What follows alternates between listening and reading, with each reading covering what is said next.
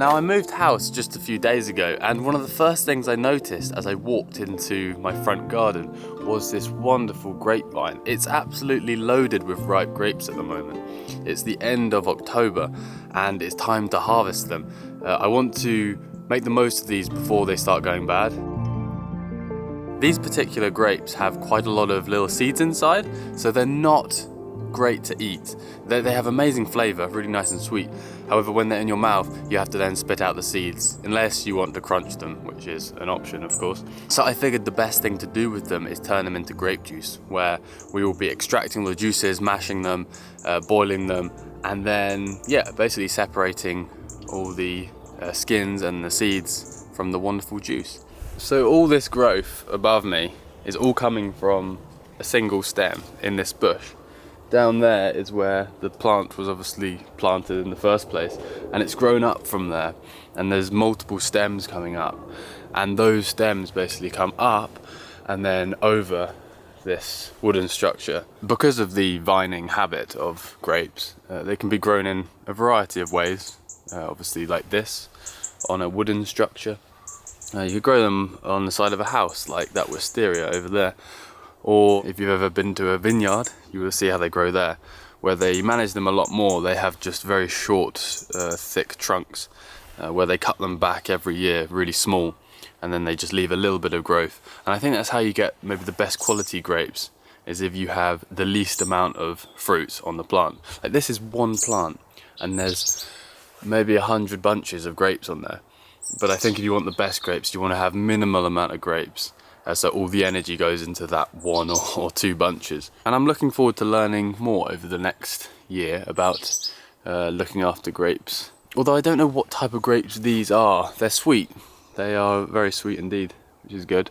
But I wouldn't know the exact variety. If there's any grape experts out there, I'd love to know. But as you can see here, grapes, the actual fruit, they grow on the new growth. So they can be cut back every winter. And then just the new bit of growth produces the grapes. So on this bunch here, you can see where it was cut back maybe last year. This year, in the spring probably, it grew back and then produced a little bunch of grapes. And then it's been cut off past that, so it doesn't produce any more. You just make sure that one bunch of grapes has the best life possible. So this winter, I'll be doing that again with all of these, cutting back all those fruiting sections to one or two buds, where we'll get some grapes next spring. I got me scissors, I got a bowl, and I'm gonna pick some grapes. I think we're gonna need a bigger bowl, to be honest. We're running out of space already. Oh my goodness, I didn't quite realise how many there were. Take a look at this. There's probably like 1 kilogram, 2 kilograms already. I need to get a bigger container. What do you reckon? This container big enough?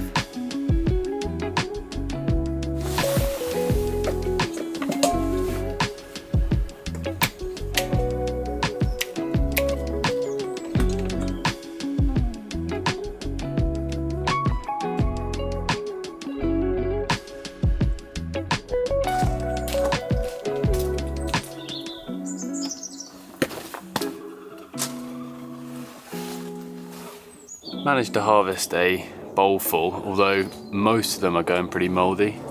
Lots of the ones I picked are also starting to grow mould on them, which is a shame because these ones, when I had them on the first day, were much nicer than the ones in the front garden. I don't know whether to mix these with the other grapes to make the juice, because this will make hardly any juice. At least we've got a few more. Time to go in the kitchen and sort these grapes out. Wow! We've got a whole bucket of grapes.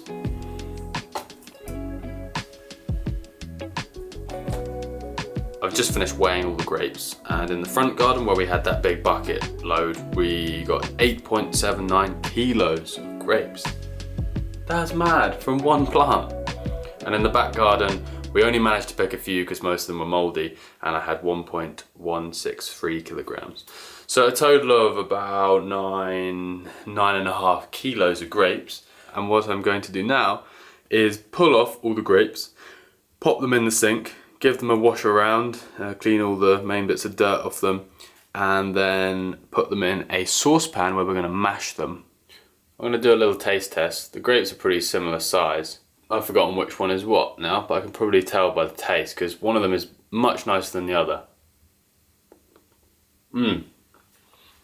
That one, nice tasting grape, but great big seed, and that gets stuck in your teeth, and you can bite through it.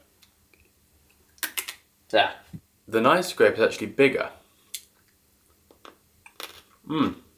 Small seed, you can bite through it, and it has much more of an interesting flavour. I can actually smell the fermentation that's happening, because a lot of these grapes have gone a bit bad, gone over. I can smell the sort of alcohol smell.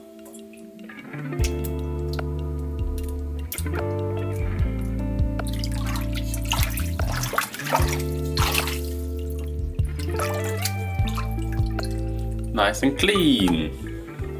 And now I'm going to use this. This is a potato, not a potato. This is a honey stirrer, meant for stirring honey. But I figured it could work quite well for mashing grapes. I've heard a potato masher works well. However, I don't have one. All I have is this, so I'm going to give it a go. I will let you know if it works at all. So I'm going to start mashing the grapes.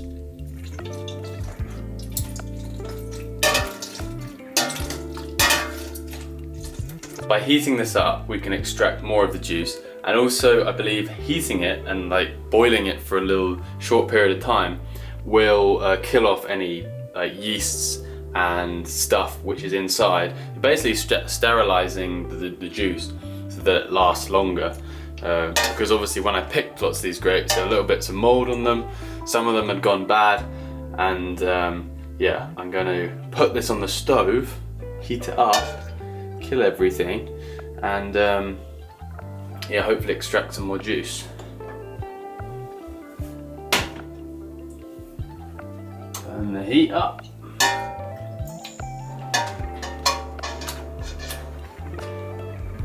And we're ready to strain it now into this colander.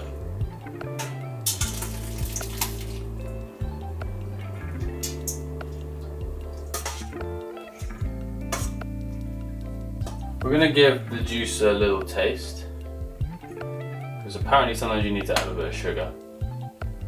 No need to add sugar to that. I'm happy with that. I'm using this no rinse sanitizer to clean my bottle. This is what I used when I brewed beer. 1 teaspoon for 2 litres of warm water. 1, 2. Bottle goes in. And also the funnel, because that will come in contact with the liquid too.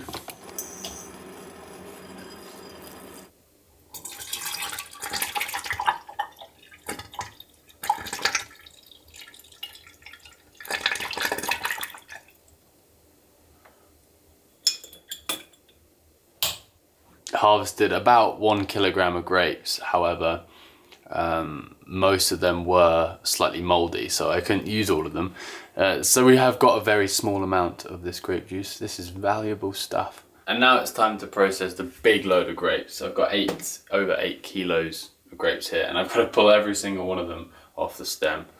This is going to take some time, I reckon.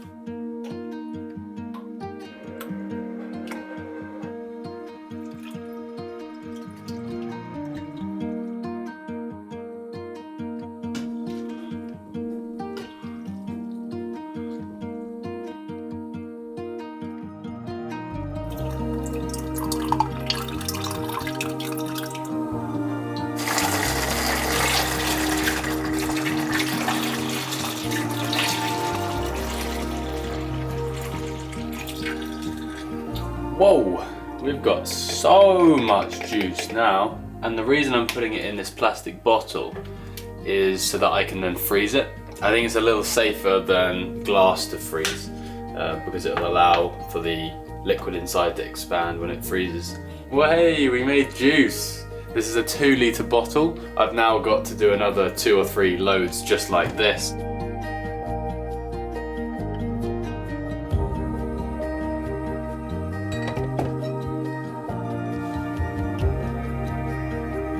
That really is so nice. I'm drinking the unsweetened grape juice with some added ice, and it tastes so good cold. It's so refreshing. It's not clear, it's pretty thick. There's obviously a lot of sediment in there, and I reckon if I left it for long enough it would settle out and go clearer. We have a total of 6 litres of grape juice, and that is from a little over 9 kilos of grapes. I don't know what a good ratio of grapes to juice is. I feel like I probably could have squeezed more juice out of the grapes, but it feels good enough. I've certainly got enough grape juice to last me quite a while. I did a couple of bottles where I added a little bit more sugar to make it a little sweeter, although to be honest, I'm drinking this one here which is unsweetened, and it really doesn't need any more sugar, so I might have over-sweetened some of the others. But I've heard a great way to drink this is with sparkling water. A little bit of the juice, a little bit of sparkling water. I'm definitely going to give that a go. It's a pretty simple process. There's not a huge amount to it. It just takes a bit of time, really. Bit of time, bit of effort and work, but it's been worth it. I'm going to take this bottle to my friend's house this evening, and we're going to drink up some autumn goodness in the shape of super fresh grape juice.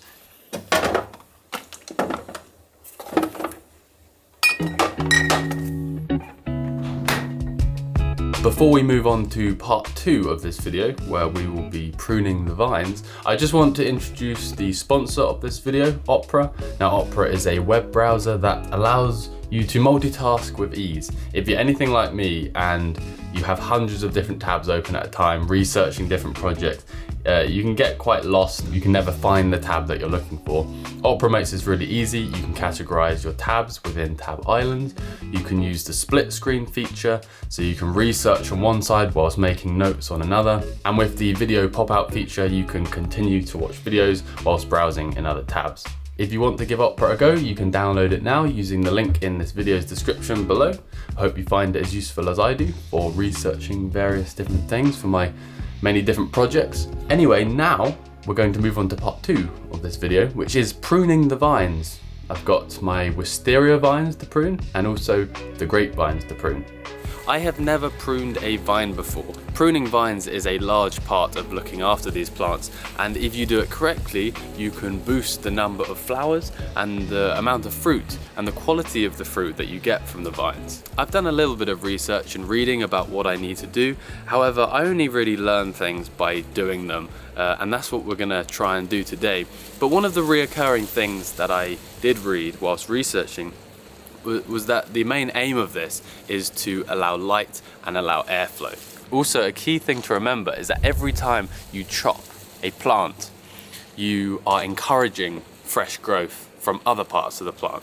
So if a plant is growing up, if you take the top off, it will then branch out. So let's get stuck in and try and do some pruning. Let's start by looking at this wisteria stem. As you can see, it's a really thick trunk. There's nothing to really do down here apart from maybe trim off some of the bits of growth at the bottom. There's a little bit of dead wood there. I might cut that bit back too. One of the main things you're also meant to do whenever you're pruning a plant is cut back any diseased or dying wood, because there's no point having unhealthy wood on the plant. And then as we get higher up, so these thinner branches here, this is the new growth. These things grew last year, and if I was to leave this, these long bits would get longer and longer and turn into thicker trunks like that. However, we already have the established framework of the plant set. All I want coming from there is a nice dangly flower.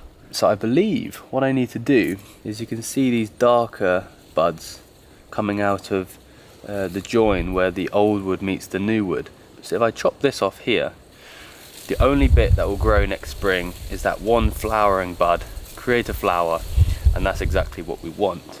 So now if we look directly upwards, you can see that it's quite a bit of a mess going across the wooden structure here, and we're basically going to tidy that up. So as with this whole plant, we'll cut back the long straggly stems back to where they'll flower, and then some bits like maybe this one might take out completely. Just to create more space up there. Tools needed, some secateurs, and maybe I'll need a ladder later. See, that's all dead.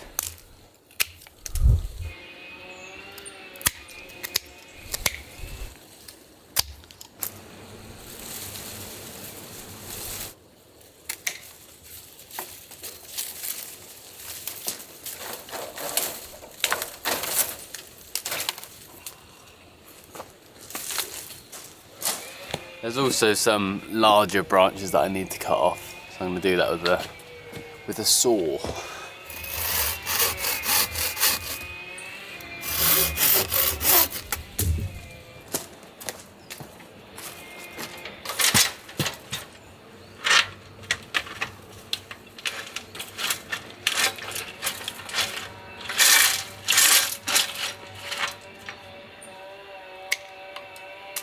I don't know for sure, but I think I cut this one back, and then there's these two quite dark coloured, almost black buds. I believe that those are the ones that will turn into flowering buds next spring. So we're basically removing all the leafy growth and making the plant put all its effort into these flowers. Same thing you're looking at here. There's like 3 or 4 dark coloured mature buds, and these are the end growths that I'm cutting off. The buds are more green and the stems are really thin.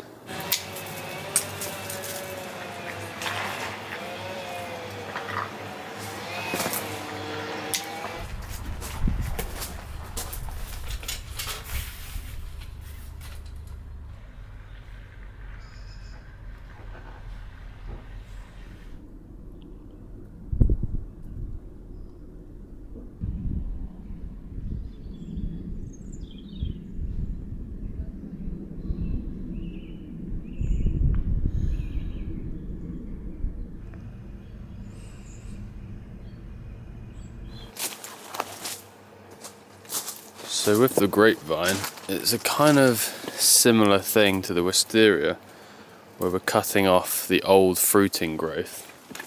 So all this fruit from last year that went mouldy, we're going to cut that right back down there. But there's actually some bigger changes I want to make to this plant.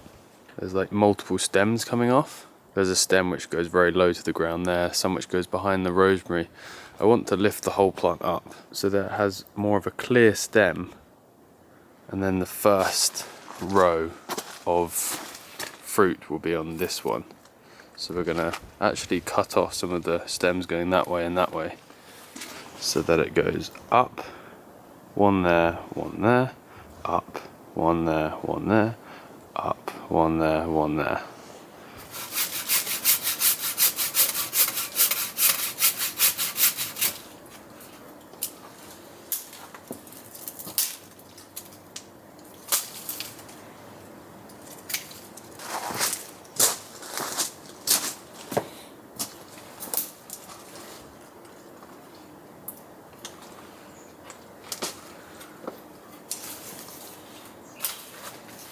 Where has the grapevine gone?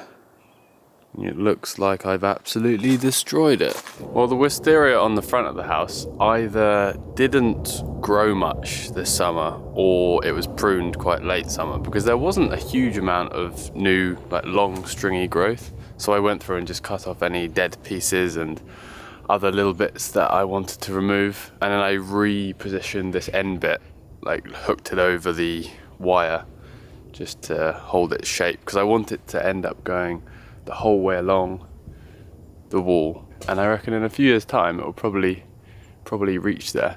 I'm excited for next spring, summertime, because the wisteria should flower, and yeah, they're wonderful plants to look at.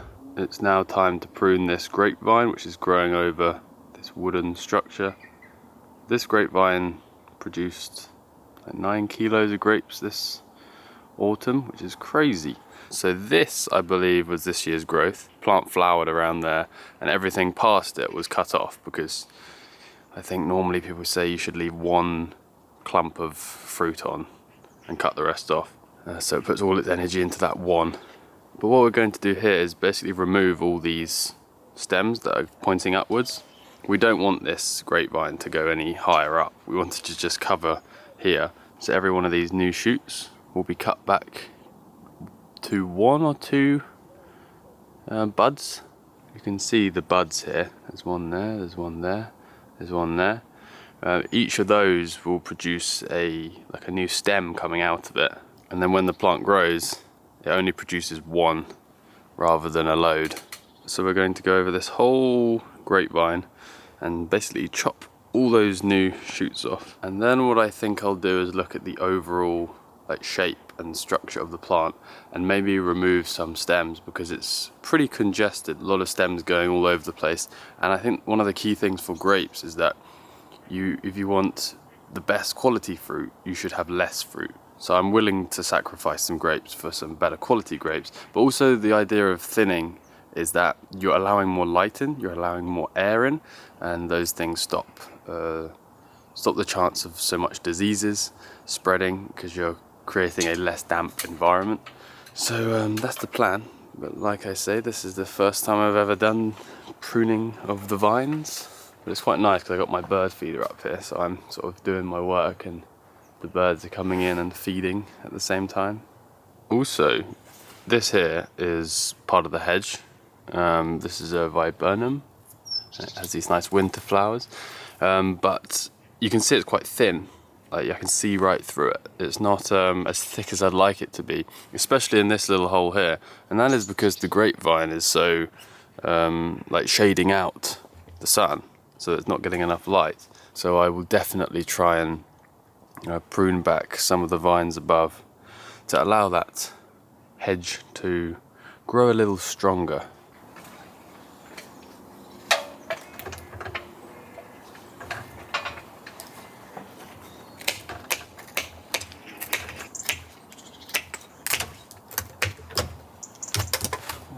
No, I dropped me secateurs.